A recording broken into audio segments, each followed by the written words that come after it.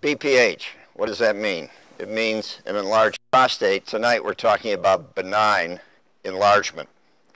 And benign enlargement occurs to almost all of us. Not all of us will have symptoms, but many will. The prostate is an organ that surrounds the urethra, the channel that urine passes from the bladder to the outside. So if you have a problem with the prostate, it's very probable you're going to be aware of urinary symptoms. Benign enlargement is probably the product of testosterone. This is a normal prostate. This is an abnormal prostate. This is the urethra. This area of the urethra is compromised. And the net of it is that you increase the resistance to the flow of urine.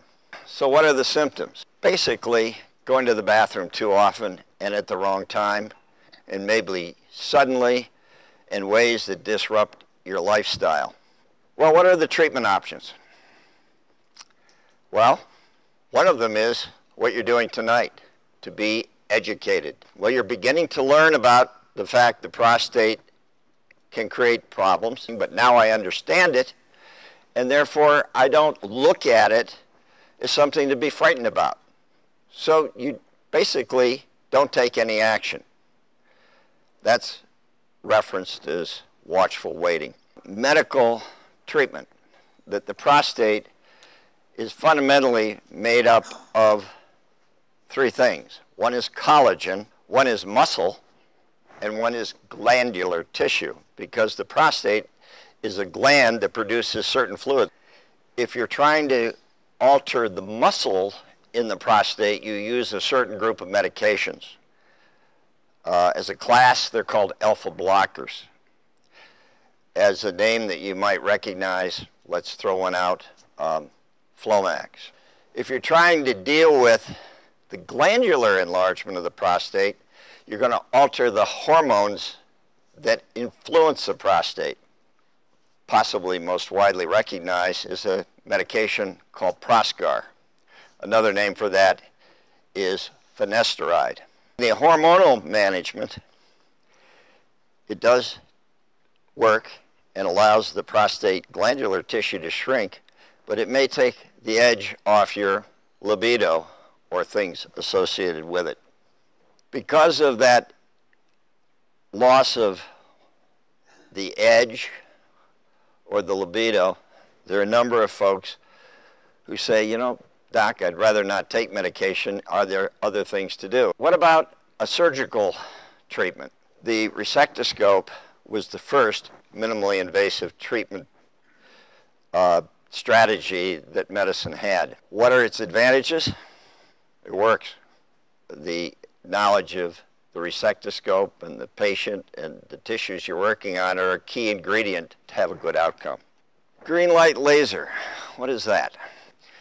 So the benefit of the green light for the appropriate patient is that you can vaporize obstructive tissue in almost a bloodless field, almost all the time. This procedure is frequently done as a walk-in, walk-out procedure. It vaporizes the tissue, it removes the obstruction. This is a green light laser actually being performed, and you can see the tissue evaporating or being vaporized as we go. The sequences are a little packed together, but it's a pretty efficient event that solves the problem quickly. This technology, along with a couple of others, takes it real easy on the sexual side of treatment of prostate enlargement. We're going to talk about male incontinence, but a lot of the information came from our experience in successfully dealing with women's incontinence. Stress incontinence is when you have urine in your bladder, you cough, sneeze, strain, and the urine comes out. What's urge incontinence? Urge incontinence is, oh, my bladder's full, I'm pretty cool, and oh my God, if I don't get to a bathroom pretty soon, I'm going to wet my pants. There's a thing called the garage door syndrome. You're usually out shopping for groceries. You got a bag of groceries here. Your keys are in your pocket, and you've got something. If you drop it, it's going to break. And you get in front of the door and you start dancing. That's urge incontinence, and we all know exactly what I'm talking about, right? How does that happen? Well, the muscles in the bladder have a unique characteristic, and that is they have compliance. That compliance feature begins to break down, and when it does, that's where urge comes from. So, bottom line on this one is, if you're treating incontinence, you have to treat, or at least think about, both stress and urge. Well, one of the things that happens is the bladder and the urethra and the sphincter mechanisms kind of get dislodged, or in other words, can fall out of their position where they're most efficient at shutting down the urine.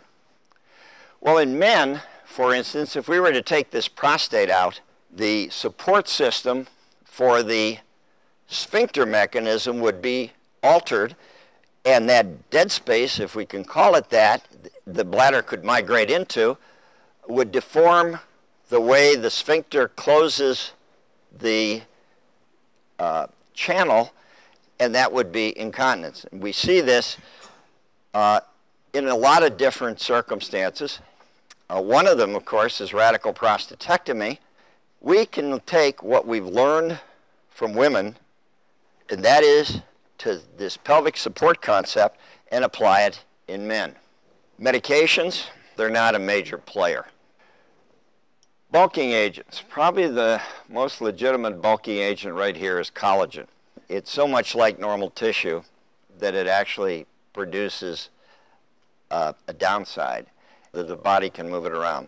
This area that isn't quite shutting down, if we inject collagen in here and we bulk this, we can get closure, but it's not a long-term fix. The male sling. This is the pelvic bone, and with special needles, we can penetrate that area, and we can make a little incision in the bottom here, and then we can take that little needle and bring it down on either side and hook this sling to it and bring it through the obturator fossa and all those muscles, and we can put a little lift to the urethra and sphincter mechanism, get the sphincter muscle realigned so it can work optimally, and in many cases, incontinence goes away, or at least is improved dramatically. It's a relatively short procedure. We do it in the outpatient or ambulatory surgery environment. It's totally implanted. A year's worth of pads will pay for most of the technology we're talking about tonight. Our most pleased patients have been those patients who have had incontinence for a variety of reasons and had implantation of an artificial sphincter and were dramatically improved. This reservoir will inflate this cuff, and you can pump the fluid out with this pump, and there's a valve mechanism in here that will, in 180 seconds, allow the fluids to bleed back in and reestablish continence. This is the device. It's fully implanted.